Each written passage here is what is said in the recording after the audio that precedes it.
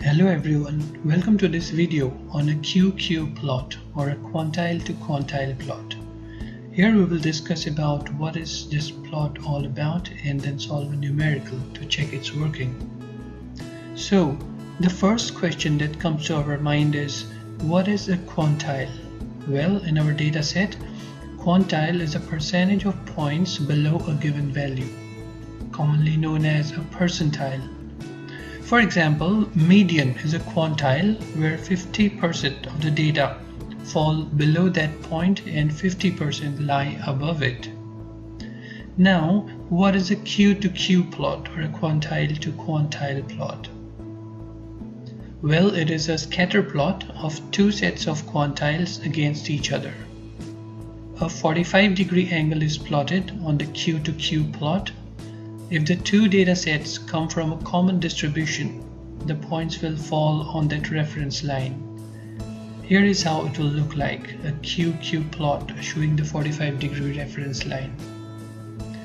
A QQ plot helps us to answer multiple questions.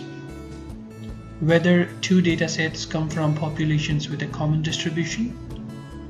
Do the distributions have a similar shape?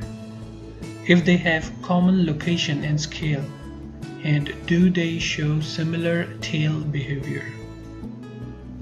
Additional advantages of a Q to Q plot would be that it does not mandate an equal sample size, and it gives insights on multiple distribution features like shifts in location, scale, and symmetry, and also the presence of outliers. Let's look at the steps required to make a Q to Q plot. These are very simple steps, and they are: the first thing we need to do is we need to sort the numbers from smallest to largest. Then we draw a normal curve and divide the curve into n plus 1 segments, where n is the sample size, that is the number of data points that we would be talking about. Then find the z value for each segment from the z table, and finally plot the dataset values against the z values, and that gives us the Q to Q plot. Now let's work on an example to get a better understanding. We have these 9 values with us and need to confirm if they come from a normal distribution. So starting with step 1, we would sort them from smallest to the largest. Step 2, we will draw a normal distribution curve and divide it into n minus 1 segments. Since we have 9 values with us, 9 data points with us, so it is 9 plus 1, that is 10 segments in our example. Since each segment is an area here, so each segment is 10% of the total area. Step 3 tells us to get the z values for each segment from the z table, and here it is, the z values. Finally, step 4, where we will plot the dataset values against the z values.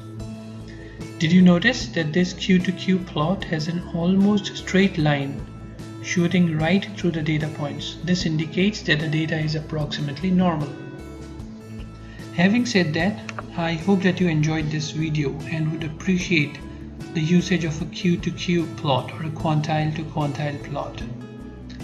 Let me emphasize here on the fact that the Q to Q plot can provide more insight into the nature of the difference, provided two samples do differ, than analytical methods such as the chi-square or the Kolmogorov-Smirnov two-sample tests. So with that positive note, thank you so much for watching this video. Please feel free to get back to me with suggestions or queries. Also, do share this video with friends and peers and subscribe to this channel to stay updated on future videos. Catch you soon. Bye bye.